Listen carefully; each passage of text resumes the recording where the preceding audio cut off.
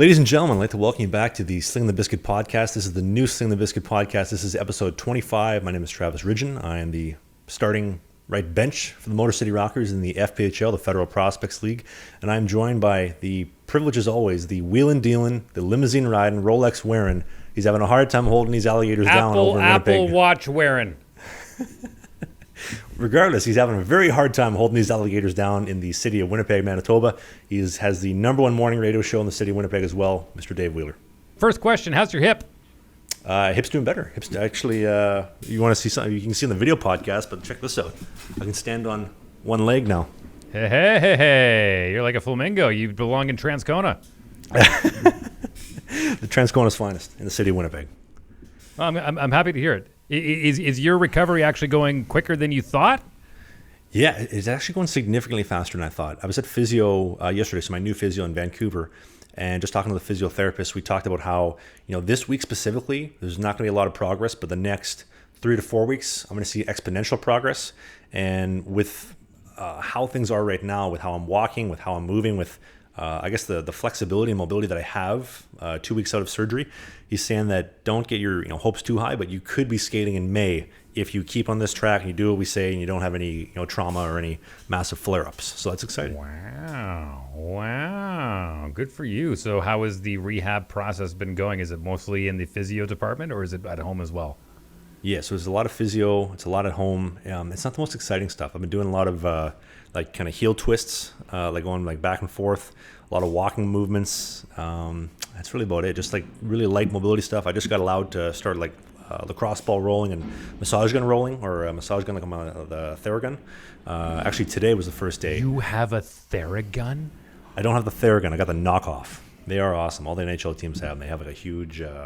the conveyor belt, or not conveyor belts, the bins. You got 30 of them, and the guys just take them, bring them back. It's pretty cool. Unbelievable. What a great invention. Speaking of inventions, question for you. I mentioned off the top of the show, Ric Flair. Is he the greatest promoter of all time, do you think? Muhammad Ali.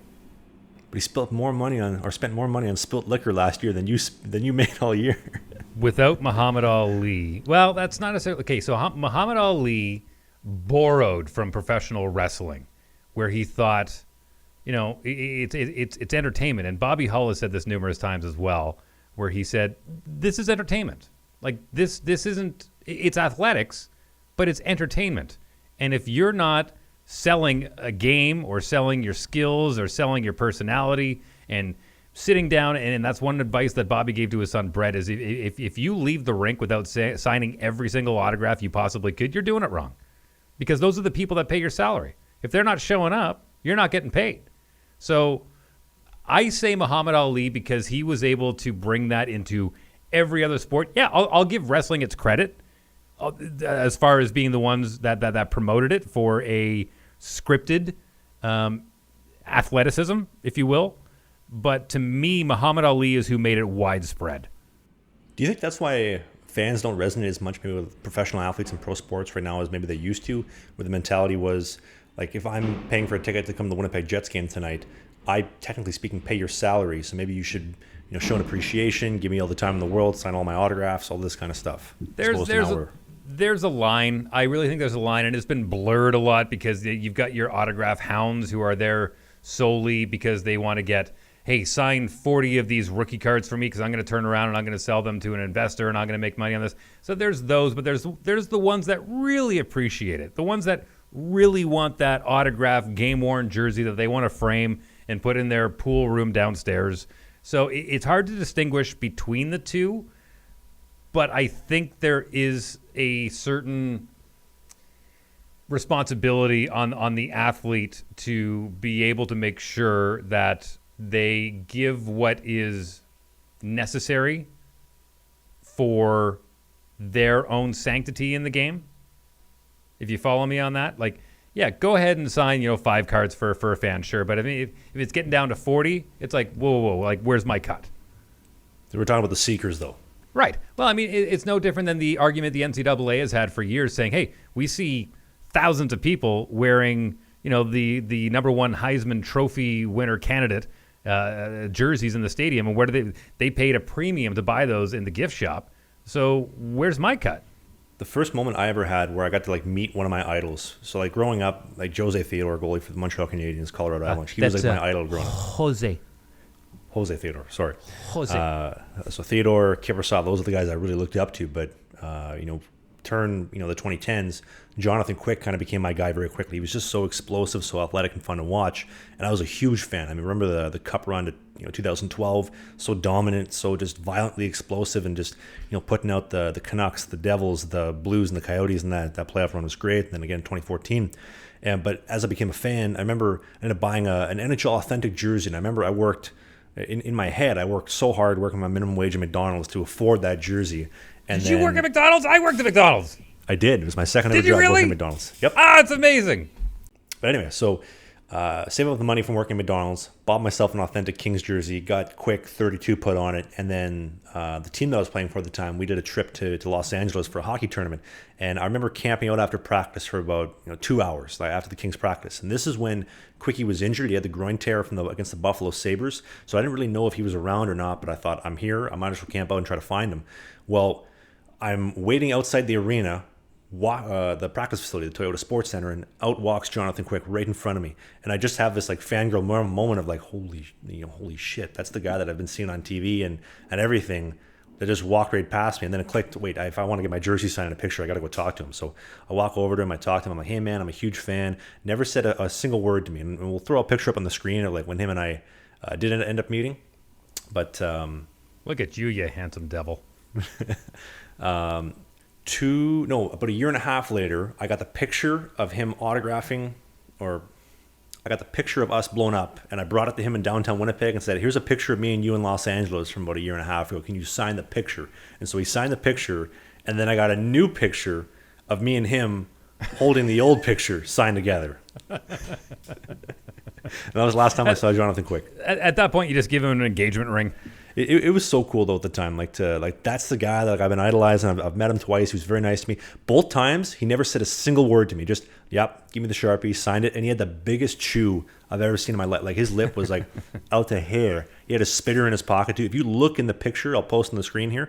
He has a huge spitter he's holding the whole time while he's signing and taking the pictures. But that was really cool getting to meet Jonathan Quick. So in my mind, there's a big difference between what you did, because not only were you were a fan, but that was a situation where you're like, I want to be that guy. I want to be just like Jonathan Quick.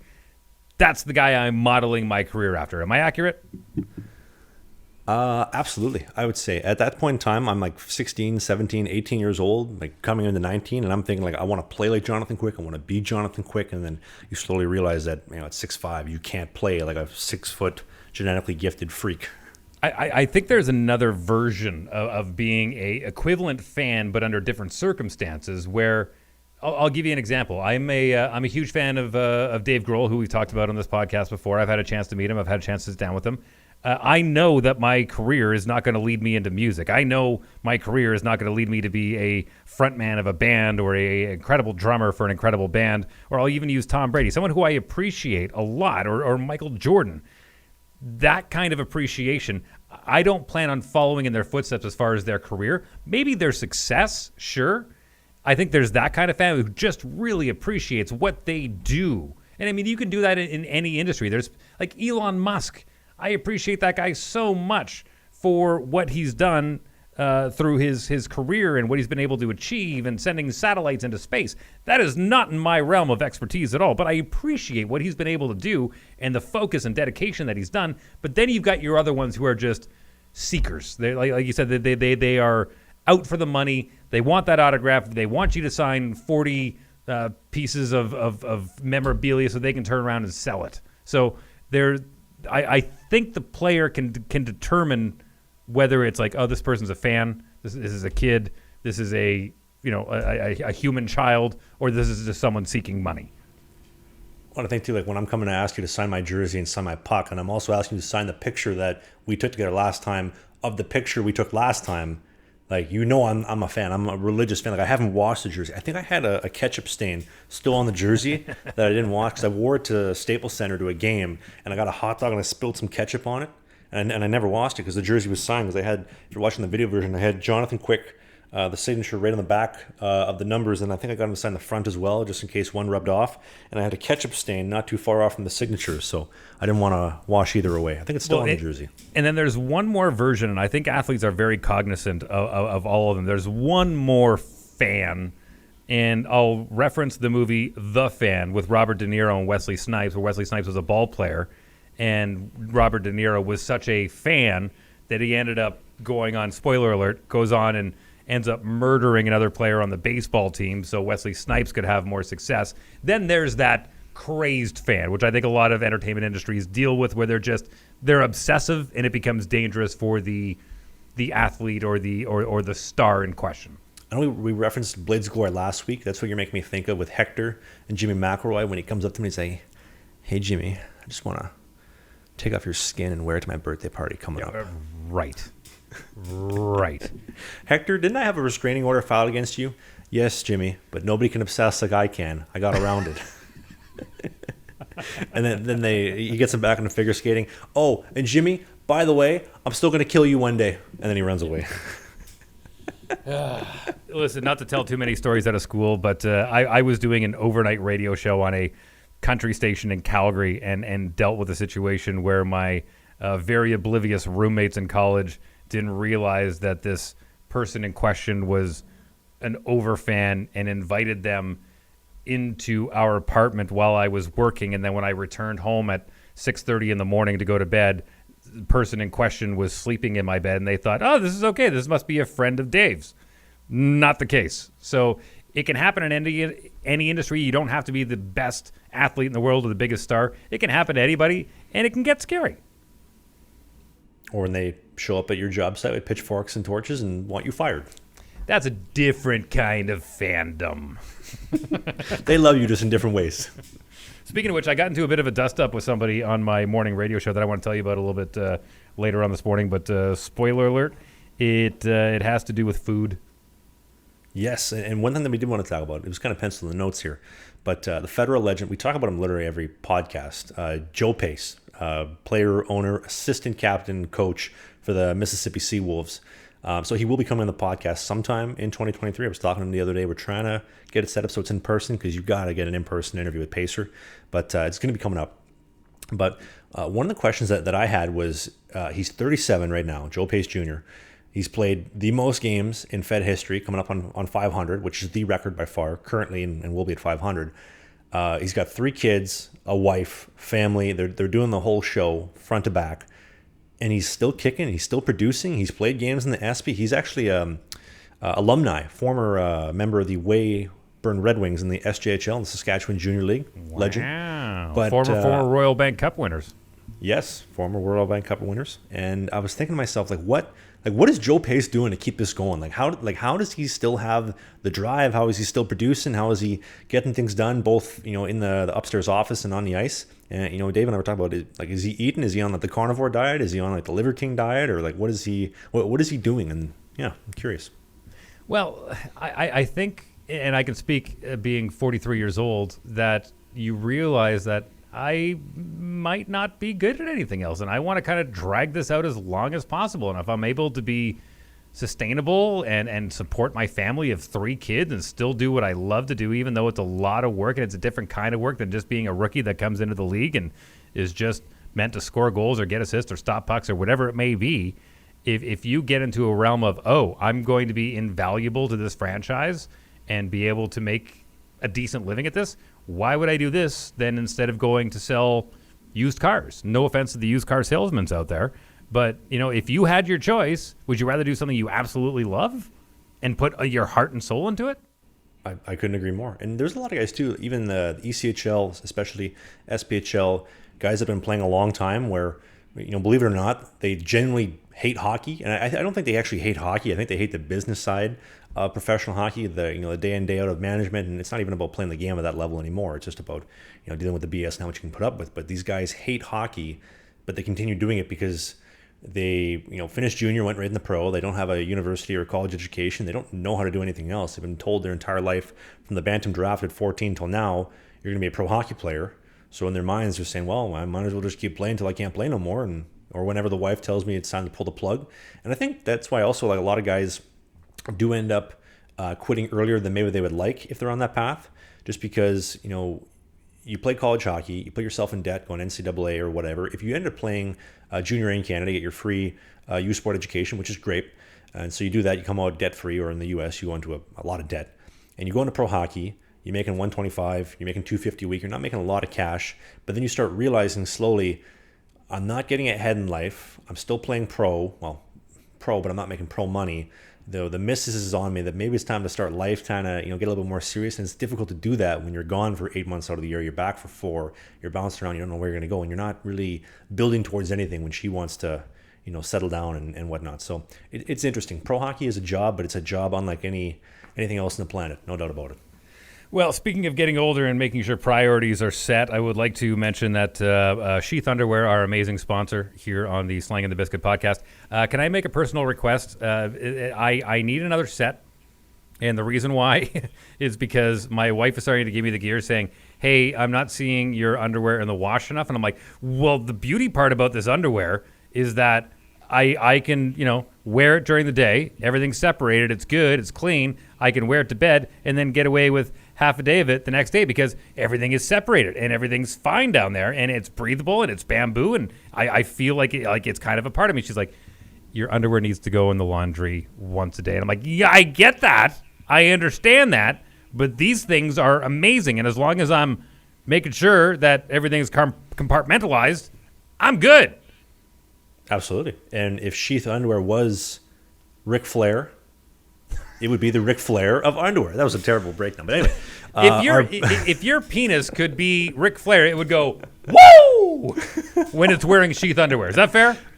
And when it's in the underwear, it would say, I'm having a hard time holding these alligators down.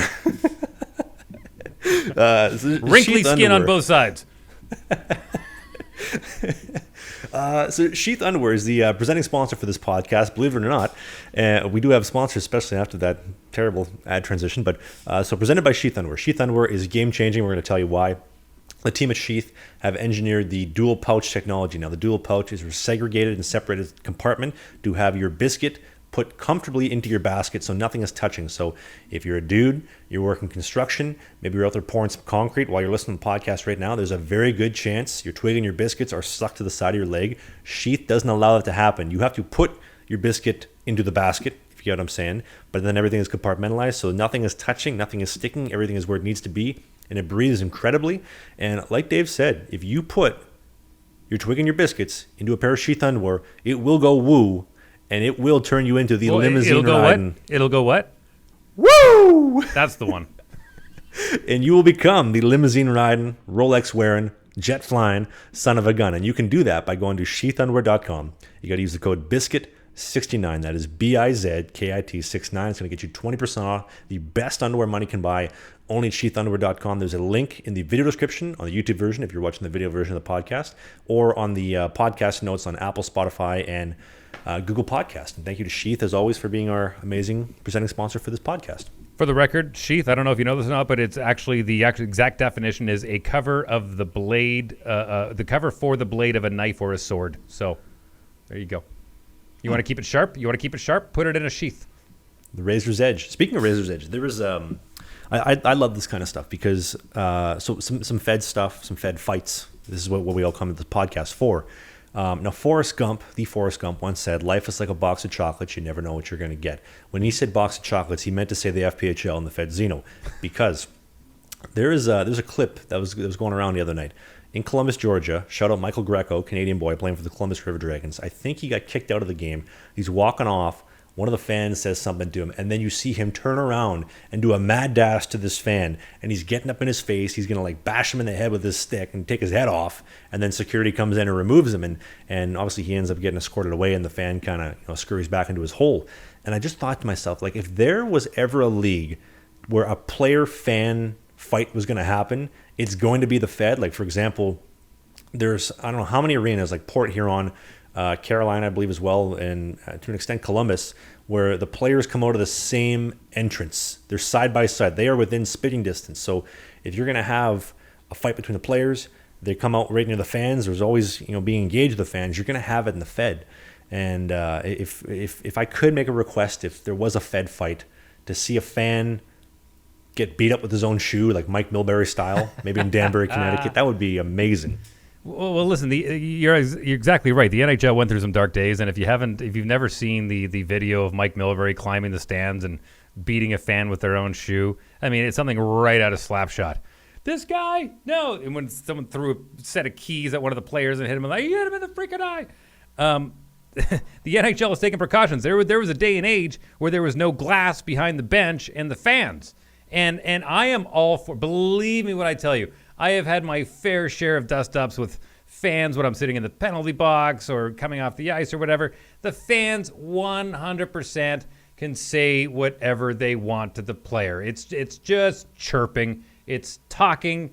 They're allowed. They paid the price of admission. Go ahead and scream and yell all you want. That I'm fine with that. But the second you get physical, well, you've now encroached on that invisible line, and all bets are off. Agreed. Actually, to bring that back, funny story. My girlfriend Victoria, God bless her, shout out to her dad Jay. Listens to the podcast every week. Listened last week as well. But so Victoria was moving out of her last apartment. We talked about this. He's vetting you. So far, so good. But 3 weeks ago, when Victoria was moving out of her apartment, she's trying to get her damage deposit back.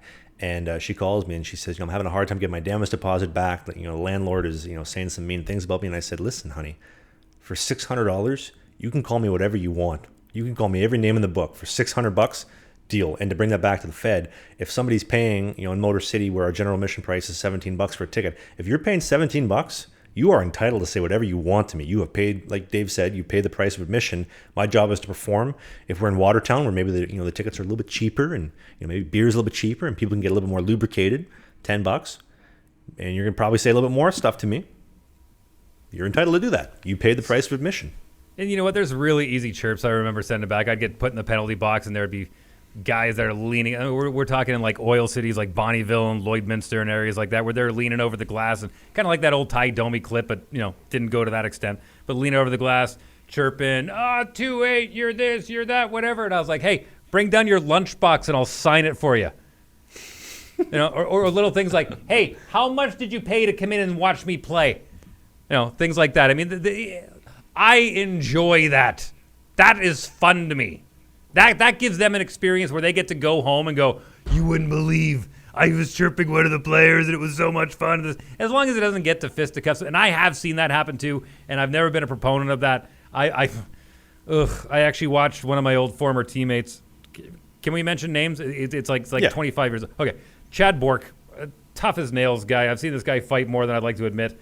Got kicked out of a game in Wetaskiwin, Alberta. And he got kicked out of a game. And this is what I'm talking about, that invisible barrier now. He's no longer on the ice. He's in the stands now. And some guy who had too many libations decided to start chirping him a little bit. They both start standing up. The one older guy, and keep in mind he's 18 years old, takes a swipe at him. And my boy Chad, who's no stranger to throwing the knuckles, leans back and pops this guy. Turns out he's an off-duty cop. And now we're in a whole different set of issues. But like I said, I'm okay with chirping, on either side of the glass. It's like being at the zoo and making fun of the lion. The second that lion comes out, you're like, hi, lion. Hi. Everything's good. I saw Lion King. Simba's cool. I thought cops were supposed to be chill. I thought cops weren't supposed to be yelling and chirping at hockey games when they're off duty. I love my boys in blue. I am one of the first ones to come to the table and say I support you guys. But listen, we all have our dark moments. I like to picture he goes and pops the cop, and the cop just pulls the taser out, and boom, it's right on the ice. Just that way. Luckily, this was before the days of tasers. I'm that old. There was another moment in the Fed too. There was so there's no video of this, but this was going around that in Delaware. Shout out to the Delaware Thunder in beautiful Harrington, Delaware, right, Dave? Yeah, it's on my tops of my list when it comes to visiting. Hello, we're in Delaware. That sums it up beautifully. Also, shout out to my boy John Armentides. He just left Delaware and he's with the Watertown Wolves in Watertown, New York. He's thriving and he's happy. So shout out to you, buddy. I miss you. But anyway, so in Delaware, one of the players, we're not going to mention names just because, but one of the players gets into a fist fight with the head coach in between periods, and so whatever's happened, Delaware's losing because they've only at this point in time recording the podcast, they've only won one game all season. They get into a fist fight. The next day they trade the guy who was fighting the coach to Carolina. And imagine how the guy in Carolina felt who got sent over to Delaware. That's tough. About what? Which aspect? What were they fighting about? I'd like to imagine. Now, I'm assuming here. I don't have the facts based. I couldn't find any. But I'm assuming games going not the way they want. They've only won one game this season. You get a little bit frustrated with the coach. Coach is frustrated with the players. Somebody says something. Somebody doesn't like it. Turns into a little bit of a shouting match. And then, obviously, as we talked about a couple episodes ago, hockey is full of alpha male mentalities. And a couple guys want to go at it. And then, boom, coach and player go at it. Traded them the next day to Carolina. That I understand. I get that. Listen, I grew up in the era of watching players get thrown over massage tables in between periods. And I understand there was a time where I was working in the American League where there was a point where some of these guys were making more money than the coaches, and they thought, why would I listen to this guy? I'm making more money than him. They're here to see me, not him. Sure, run me through drills and whatnot, but I'll dictate how I play. Just send me out when you want to send me out. And the money thing has always been a bit of an issue when it comes to player versus coach, but there still has to be a hierarchy. And at the same time, I'm not putting any onus on totally on the player, but the coach has to recognize too that there are times when you can lace into a player and times where you can't. Well, it's people management. You have to learn as a coach and as a GM, as as a goalie coach, whatever your position is in management, that you have X amount of players. You have to pull certain strings to get certain results out of them. Some guys handle very well being yelled and screamed at. Other guys need a little bit more encouragement, a little bit more soft spoken. Everybody has a different formula to get that result out of them. And as your coach, as the coach, it's the job to figure out how to do that. Some guys can do it. Some guys don't do it. Well, we're in a day and age, and even my program director, who is like my boss at the radio station, says, I treat you differently than I treat this person, that I treat that person, that I treat that person. And that's the dance you do as a manager in any industry right now, is that you don't just blanket manage everybody the same way to get the best out of all of them. There was one story. I don't know if I should tell this one. I might get in some shit if I tell this one. Keep names out of it. Keep teams out of it. Keep locations out of it. We're good. Okay, this is going to be general, and if you've been listening to the podcast, you can probably put two and two together. Nah, don't give them any hints. Okay. I was playing a hockey game one time, and say it was basketball. So you're playing basketball one day. I was playing cricket one time, and then I went to the bowling alley after, and our bowling coach, as we're walking off for warm-ups from bowling, not hockey, bowling, he says to me, Ridge, I just want you to know that I brought a bunch of extra pucks if you want to sign them for the fans and give them away to any of the people that watch your videos. Why would they give away pucks at bowling? Bowling balls to sign for all your bowling fans. And I looked at him, I looked at the pucks, or bowling balls, excuse me, and I looked back at the pucks, coach, and I just thought to myself, I said, I'm not playing tonight. There's some other things that had gone on previously in the last 2 days in our talks, and excuse my language, I was like, I don't give about the pucks. The pucks. Just go away. I'll leave it at that. Huh. I didn't know you're such a good bowler. I've been known to rattle off a turkey or two from time to time.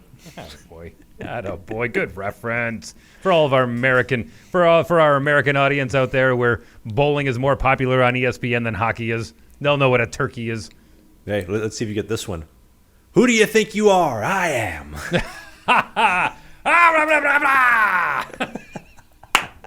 Shout out Pete Weber, the greatest bowler of all time. What a viral moment. Yeah. Oh man, I love the. Who do you think you are? I am. What? Grandpa didn't take his meds today. By the way, if you're sitting in a situation where you're online and you feel like, especially in Canada where Bill C-11 is a hot contentious issue in the House of Commons right now, and you don't know if you're going to be able to get the things that you want on your internet, sign up for NordVPN. If you're not familiar with what a VPN is, let me break this down for you very simply. It takes your browsing out of your country, and it puts you in servers in different parts around the world. So not only can you surf the internet freely, it can also stop people from getting your information, which in this day and age it's the equivalent of walking around with your wallet out, like walking around with your wallet in front of you like this, going, here you go, here you go, here you go, Here you go. Instead, you walk around with your wallet in your pocket when you're surfing online, so you're not going to be accessible to people who want to steal your information. Absolutely. And so on behalf of Dave and I, we'd like to welcome a brand new partner to the podcasting program for the first time, NordVPN. And we're going to have NordVPN for the rest of the month on the podcast, which is really, really exciting. And like Dave mentioned, NordVPN, they hide your IP address. They keep your information encrypted, keep all your data secure, and they're brand new cyber threat protection. One of my favorite things. I personally love streaming sports for free. So I have 2 or 3 different sports streaming websites that I go to religiously because they work and they're just great. But the problem with those websites is that they compromise your information. They expose you to maybe some sketchy things, if you get what I'm saying. And it makes the experience of streaming sports for free less enjoyable. But when I turn my NordVPN on, I'm protected. I can watch my SHL hockey over in Sweden. I can watch NCAA, the Stanley Cup playoffs, or my personal favorite, all the UFC pay-per-views. I get them for free. And if you need that streaming website, I can give it to you at a different time because we can't mention it on the podcast for contract reasons. But you can watch it all for free. NordVPN keeps you safe, and it's the only way that I stream my live sports, and it's the only way that I surf the internet anytime I travel, or even right now, I'm on NordVPN every time I'm online. And right now, you can get NordVPN on a 2-year plan. You can get a bonus gift here as well. You got to go to nordvpn.com/biscuit. That's nordvpn.com/BIZKIT. It is risk-free with Nord's 30-day money-back guarantee. And just a reminder that there's a link in the video description on the video podcast on YouTube. And there's also a link in the podcast notes on Spotify, Apple, and Google Podcast. And there's over 5,000 NordVPN servers in 60 countries. They're incredibly fast, and they work with every major platform from Windows to Mac OS, iOS, Android, and more. And just again, on behalf of Dave and myself, I want to say thank you so much to NordVPN for partnering up with us and partnering up with the podcast. And it's exciting. It's really exciting. Speaking of things that you don't want people knowing that you're doing or necessarily forcing you to do as far as your internet habits, when a lot of times, depending on where you are in the world or what provider you're with, they will block certain things. I'm curious to know, because I came from a generation when I played hockey, we carb loaded. Are you familiar with carb loading? Oh yeah, for like a bodybuilding competition, just pack it on. No, we used to do carb loading literally 2 hours before a hockey game. They would sit us down at a restaurant. Everyone, you got your choice of spaghetti or lasagna, and that's what you're eating. We got 2 hours till game time. Carb load, because you need your energy. The idea was you get carbohydrates in your system, you're going to have energy to play that game. We have learned over the past 20, 25 years that skating around with a big ball of dough in your tummy, probably not the best idea. And the diets in professional hockey and professional sports in general have changed a lot. And I'm curious to know, number one, what is your diet and how do you see it differ from other players on your team? Number one, I just want to ask real quick. That sounds almost like you played for the Motor City Rockers and were eating the all-you-can-eat soup and salad at Olive Garden with chicken parm, our official pregame meal for the Rockers. Did you or did you not get that, Dave?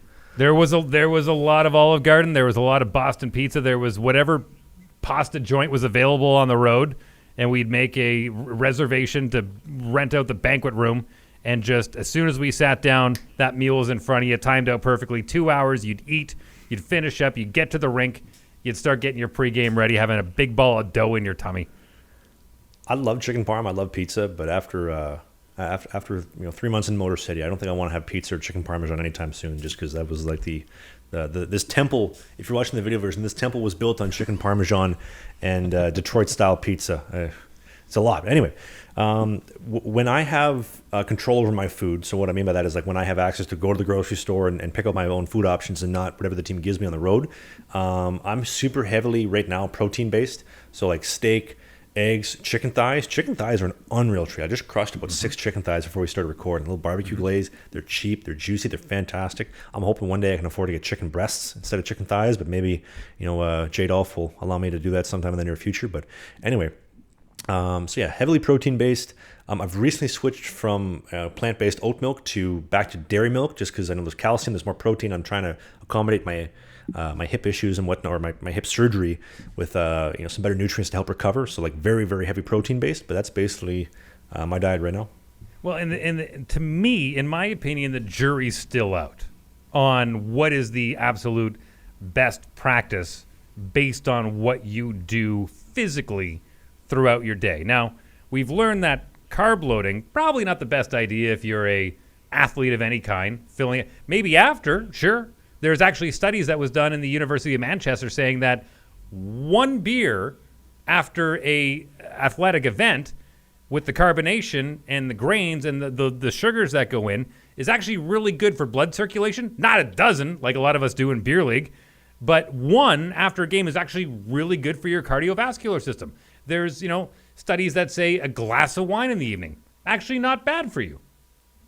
So there's a lot of different studies and there's a lot of different theories, but the blanket statement from government agencies and a lot of PhDs is that one size fits all when it comes to your diet. Now, just to give you a bit of a background, I got to a period in my life where I was in my early to mid 30s and I was way too heavy. I was weighing about 250 pounds and that was a lot. And a doctor friend of mine came to me and says, hey, I know on your podcast, not this one, but podcasts I've done in the past, you like doing challenges. Like you've been vegan for a while, you've been vegetarian for a while, you've done this, you've done that. I want you to try something called the metabolic reset. And it's a study that was done out of the Martin Clinic in Northern Ontario, where they said you've essentially been lied to for the majority of your life, that food pyramid that you've been given as far as you need this amount of grains, you need this amount of dairy, you need this amount of this amount of this, all the way down. It's not necessarily false, but it's not necessarily true for everybody. And so the idea was over the course of 28 days, you reset your metabolism by eating nothing but meat, eggs, and cheese, exclusively in that order. You take supplements to make sure that your guts are still working and you're taking probiotics and you're taking a bunch of different things like potassium and make sure that your body's getting what it needs. But the idea is to reset your system. And so not only did my wife and I jump on this, my mother-in-law jumped on this, and after 28 days, she threw out her diabetes medication. Like, threw it out. She's like, I don't need this anymore, because she didn't realize how much sugar she was actually putting into her body with all of these carbohydrates and all of these different things. And the idea is after you get out of this metabolic reset is that you start introducing things slowly into your system to see what works for you and what doesn't work for you, whether it be vegetables, whether it be this, whether it be that, and everything within moderation to a certain extent. So I was on the air talking about this, and the reason why is because there was a new study that came out. It was a U.S. government-funded study that gave you basically another pyramid of things that you should encourage in your diet, things that you should put in moderation, and things that you should absolutely avoid. And one of the things they put in that is really good for you is Lucky Charms, and one of the things that you should absolutely avoid is eggs, ground beef, and steak. And I saw this and I said, how is this even real? Like this doesn't make any sense. Like actual brand name Lucky Charms. And so I went on a bit of a rant on this on my morning radio show, and I had an actual nutritionist call and say, if you don't have a PhD, keep your opinions to yourself. And I said, here's another example of somebody saying, if you're not educated, you don't have an opinion, to shut up and listen to whatever the government tells you. And I wasn't a big fan of that, because it's not a one-size-fit-all. It's not a umbrella like everyone needs to do this in order for everyone to live well. And because of all the different diets and all the different structures that I've done, this one works really well for me. It actually gives me a lot of energy, keeps me lean, keeps me clean, keeps me healthy. And for someone to turn around and say, you're giving people wrong information, all I was telling people was that if you're a professional athlete, you're going to eat differently than somebody who works in an office all day, or than somebody who has celiac disease, or somebody that has diabetes. It's not a one-size-fits-all. So more than anything, I was curious to know where you stand as far as an athlete, but also to give a little bit of indication that you don't necessarily have to follow the blanket recommendation of eat Lucky Charms and you're going to be okay. I think that if there's one thing that I've learned in my playing career is that you can't believe everything you're told. And I'm not talking just about like diet. I'm talking about like goaltending, about how the hockey world works, about just life in general. Like you've been told your entire life, okay, you're born, you go to high school, you graduate, you go to university, you do 4 years, you graduate, you get a job, work 30 years, you punch out, get old, and die. Right? Like that's what they tell you how to do it. And the reality of the situation is that, like you mentioned, everybody has different needs. Just kind of come back to the Fed Zeno and player coaching. Everybody has different skill sets to work with. Some guys need to be talked to a little bit softer. Some guys like it a little bit harder. I should probably reword that, but you know what I'm saying. When it comes to diets, Some guys like doing the whole vegan, vegetarian thing. I tried that for myself, and I thought it was terrible. I did feel lighter, but I didn't feel energized, and I felt like I was missing something. I went back to my normal diet. I felt better. And in the last, I would say, 8 to 10 months, I've gone extremely heavily protein-based, and I feel the best that I've ever been. I still supplement with my supplement sponsorship Beyond Yourself with their greens, their protein powders, and everything, and anything that I'm missing in my diet. But like you said, I go with what works, and I think that works for me. And it has me feeling great. I'm sitting comfortably at just over 200 pounds right now. I'm 6'2", 200 pounds. It's a lot better than 250. I got down to 185. That was too light for me. I was way too lean, but I was under very careful guidance of a doctor when I did this to make sure to see what. But the biggest misconception is people are like, oh, eggs and fat and cholesterol and steaks are bad for you because it'll clog your heart. You know what actually clogs your heart? Sugar. You know what cancer loves feeding on? Sugar. Sugar. Not even just natural sugar. Aspartame, sucralose, fructose. I hate to say that I'm training my kids, but one thing I have made my kids very, very cognizant of is that when we're in the grocery store, if you want something, go check the box. If it has sucralose, fructose, aspartame, any of that, no, it's off limits. That's just not good for you. And as a father, I love you, and I'm not going to subject you to that. You're going to be smarter than that. You're going to grow up. There's some things with some sugar in there. Sure, we can have a look at it, and let's see what kind of exercise level you're at. If you're going to be sitting around all week and playing video games, no, you're not going to have a Gatorade. That's ridiculous. But I want to make sure that I'm taking care of their minds and their bodies, and I think as adults, we need to take that advice as well. If we're going to look out for our kids, look out for yourself. Two things. One, I know there's somewhere right now in the city of Winnipeg, my mother is listening to this podcast, and also my beautiful girlfriend is listening somewhere in the city of Vancouver at this moment in time. They both shop at Costco, and they both own one of the 10-pound jugs of Aunt Jemima of pancake syrup. I'm just putting that out there because I'm a heavy 100% maple syrup and like 100% like liquid honey lover, and I get hazed for it. I hazed for it because Aunt Jemima is great, and don't get me wrong, Aunt Jemima is good, but I refer to it as engine oil pancake syrup, just because there's no actual maple in the pancake syrup at Aunt Jemima. Aunt Jemima has a great bottle. They got the lady with the face on it, and it looks cute, but I like the 100% maple syrup. And also one more point. Everything in moderation. You want to have that every once in a while? Amazing. If that's part of your regular diet, maybe second guess some of your decisions in life. In the words of Kid Rock, Robert Ritchie, everything in moderation, including even moderation. Exactly. What was your second point? Oh, my second point was you could, in theory, eat or drink whatever you want, and it will not make you fat. Or have you put on weight. It's if you go over your calorie threshold. So I could, in theory, have 2,700 calories of Dr. Pepper every single day, or butter, or whatever. But if I don't go over that calorie threshold, it is physically impossible for me to put on weight. Same way, like if I had 4,000 calories of broccoli a day, I'm going to put on weight because I'm over my calorie threshold. It's just physically just the way the body works. So here's the amazing thing about being a human. Your metabolism changes every year that you age, and you have to say, well, I ate this when I was 25. Why can I eat it when I'm 45? Because your metabolism has changed. That's why. Your metabolism will change, and you will age 20 years when you play in the Fedzino. I'll tell you that right now. All right. Anything else left to cover, sir? Yeah, we actually got a couple things to cover. Give her. First off, some people were a little skeptical about my comments last week on the podcast about the situation in Motor City and returning, resigning, whatnot, and I just kind of wanted to expand on that before people start losing their shit, saying that I'm talking shit about Motor City when in reality I'm not. So the situation with Motor City is that I was signed. I went to Motor City. I was told when I signed that I was going to be the number 2 guy and I was going to play a bit. And as we document over the podcast, that was what was going to happen. And from then until now, I still never got a start, although the team did promise me a start in December. It never came to fruition because of my injury, my surgery.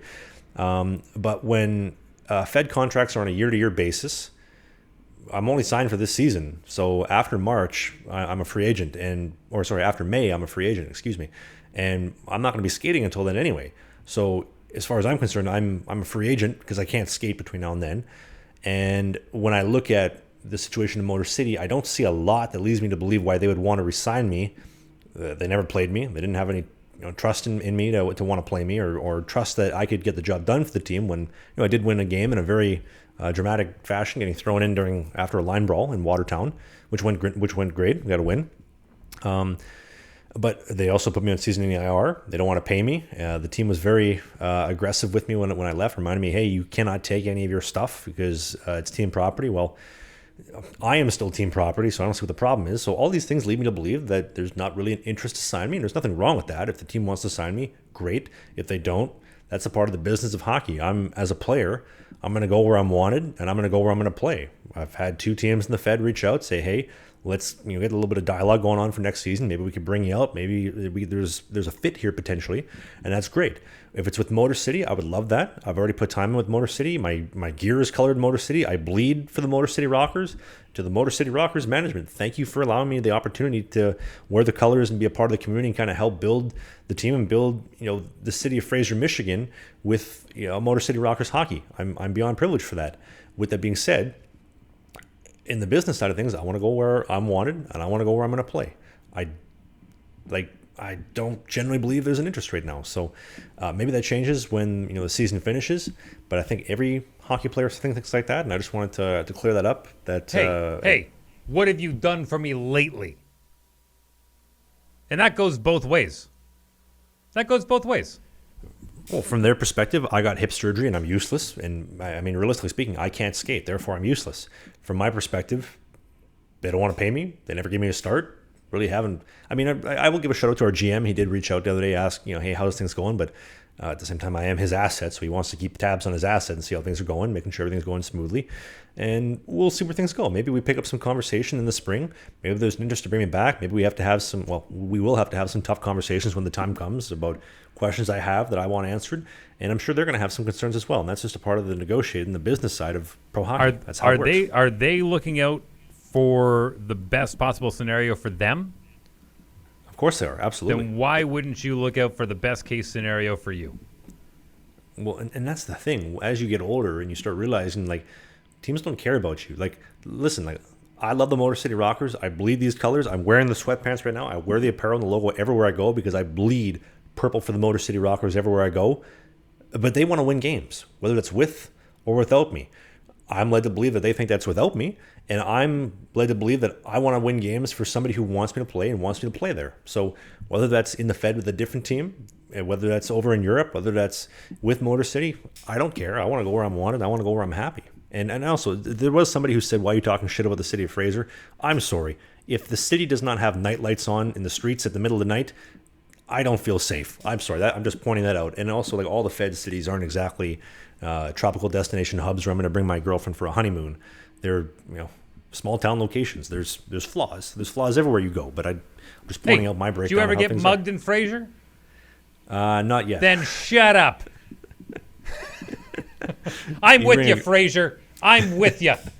Dave Wheeler stands with the city of Fraser, Michigan, the township of Fraser, Michigan. All right, let's wrap this up. We'll save my old war stories for another day. Would you like to cap off with a little bit of train travel talk, traveling on the Via, getting moved in, situated with over here in Vancouver? Yeah, well, listen, like I said, I would have been more than happy if I had the time and the resources to jump on a train from you from Winnipeg out to Vancouver, but I'm glad you had a much better escort. And I don't mean escort. I mean actual, somebody escorting you. I'm glad you clarify, especially when Jay listens later tonight. But yeah, the train trip is awesome. So this is my first time taking the Via Rail in sleeper class, not economy. And if you're new joining the podcast, I booked a train ticket to go from Vancouver to Winnipeg instead of flying because I just got the hip surgery. I wanted more space, accommodation. I didn't want to make my transition over to Vancouver. And you didn't want the elevation. That's terrible. We talked about that.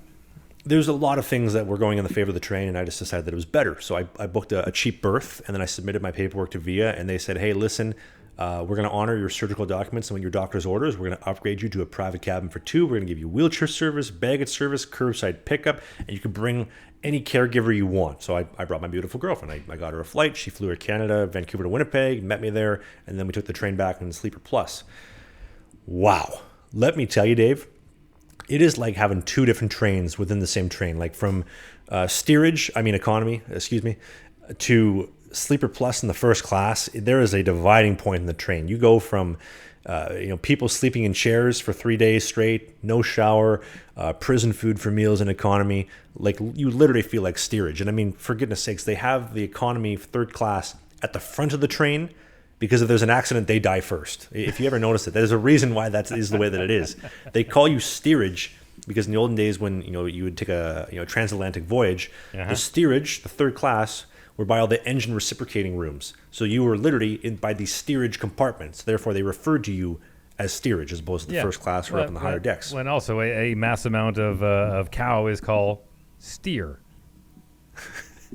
So it's not looking good if you're the front of the train in third class. But with the Sleeper Plus thing, access to a shower on the train, shower as much as you want. And yes, Dave, I was both feet planted, holding the holy shit handle the whole time I was showering, especially when that train rattles 130 kilometers an hour through the prairies and I'm shaking like a leaf. It's tough to kind of wash my hair or shampoo my beard, but so that was great. The food though, so you get 3 meals a day. So you get breakfast, lunch, and dinner.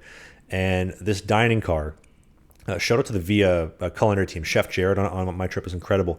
We're talking prime rib for dinner, and the meals are included in the ticket price. So I paid $500 for my ticket, and they upgraded me to the cabin, which was $3,000 for 2 people. But I didn't pay that price. I only paid for the $5,000 for my ticket, and Victoria came for free. But they gave me one night we had prime rib for dinner. I asked, can I get 2 slices? And I kid you not, Dave, they gave me a brontosaurus-sized slice. Had to have been at least 4 inches thick, and I powered through that puppy, no problem, no upcharge. They gave it to me the way that I liked it.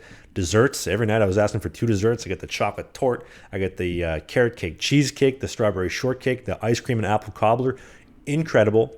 Dinner time on the last night, I got rack of lamb, but I knew the lamb rack was going to be a little bit smaller. So I got the maple mustard chicken supreme and the lamb rack, 2 proteins in 1 meal.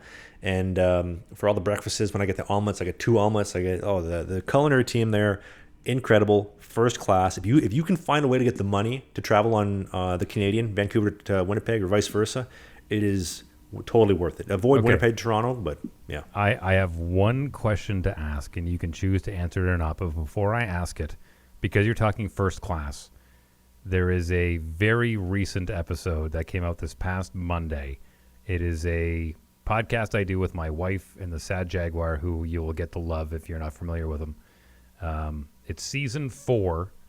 There's some colorful language and some questionable content on the show, but if you're not a faint of heart, I implore you to download the Wheeler After Dark podcast, and we talk a lot about the differences between first class and coach when it comes to flying. We don't touch on trains, but if you want a further conversation between 3 very entertaining people, I implore you to go download that. Wheeler After Dark. We're in season 4 right now.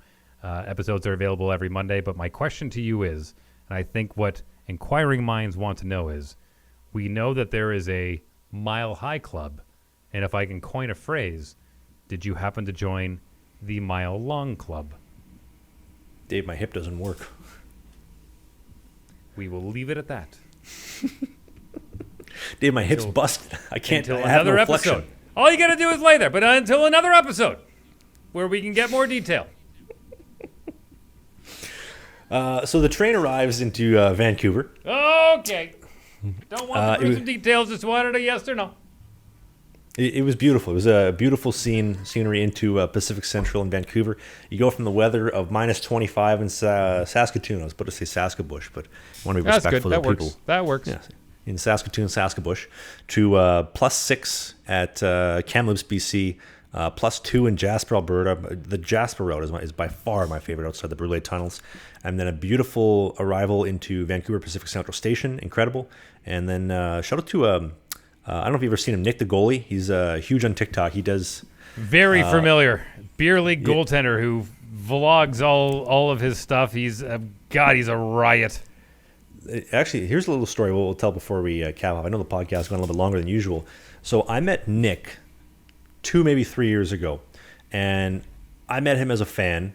And I remember we went out for breakfast one time. Who was a fan of who? So Nick was a fan of my videos, and we ended up going out for breakfast. And I don't even think he had 10,000 followers at this point in time. And he was just starting. And I remember telling him at breakfast at Bonds off Broadway. It's a $2.95 breakfast. You get hash browns, 2 eggs, 2 pieces of meat, and a coffee for $2.95. Whether it's horse meat or not, I don't know, but it's a great breakfast for a great price. So me and Nick are sitting there having breakfast. And I remember telling him, "You're going to be bigger than me one day." And he said, "No, I'm not." And I said, "Listen, you treat the small guy nice when he's smaller than you. He'll be good to you when he's bigger than you." Well, now Nick just passed 1 million followers on TikTok. He's got 250,000 on Instagram. He's blown me out of the water on YouTube. He's got 150,000 subscribers on YouTube. And guess who was there to pick me up at Pacific Central Station on Sunday morning? Nick Weston, Nick the Goalie. I'll give you a hot take right here. In my endeavors of dealing with people in the hockey community and the hockey influencer realm, there are a lot of really scummy people that are only out there for themselves and their best interest. And they don't give a shit about you. Nick the Goalie, Nick Weston, is the cream of the crop, the pièce de résistance of great people and people that I love in the hockey community. And I'm sure Nick will watch this.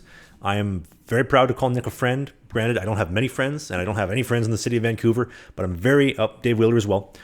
But I'm very happy to call him a friend and very proud of just how much he's popped off. He's a great dude, and I'm looking forward to seeing him again, man. It's crazy how Nick has popped off the way that he has, and he hasn't changed. He's still the same goofy guy that I got to love and know and meet in person. There's one thing I've seen him do on his channel a few times, and I challenge all of the goalies in the Fedzino to pull the Nick, is when a team crosses the red line, do the canoe. Oh, start kayaking. Yeah, the kayaking. That's it. Do the kayaking. I dare you. I dare you. What's his name? The 37-year-old in the Fedzino would love that. Oh, Joe Pace. He Jr. would love that. Joe Pace will join you in the kayak. He'll do second fiddle right behind you. He'll have the stroke. Billy Squire, everybody. Stroke me. Hey, McElroy, see this? This is how babies are made. And this victory is about as sweet as the cream pie that Boston was named after. We are running way too long. People are tired of us. Wrap this up, Travis Ridgen. Ladies and gentlemen, thank you for listening to Slangin The Bizkit podcast. We do a new episode, Dave Wheeler and I, every Sunday at 11 a.m. Eastern. That's 10 a.m. in Winnipeg. That's 9 in Calgary, 8 a.m. on the West Coast in Vancouver, where I reside in this beautiful apartment with my beautiful, stunning, amazing girlfriend, Victoria. We will see you next Sunday. A friendly reminder, that is also 4 p.m. in Sweden, 3 in the UK, and 11 p.m. in China. This podcast is available on Apple, YouTube, and Spotify. If you're listening on YouTube, hit the like button, subscribe for more. We just hit 4,000 subscribers on YouTube, which is crazy. Leave a like, leave a review on the Apple and the Spotify video version. Support our sponsors. Sheath Underwear, code BISKIT69 for 20% off. And the team at NordVPN, nordvpn.com/biscuit. There's a link in the video description. And I'm looking forward to seeing you next week with more Fedzino stories. And Mr. Dave Wheeler, closing comments, take us away. I'm doing my baseball out for those on the YouTube.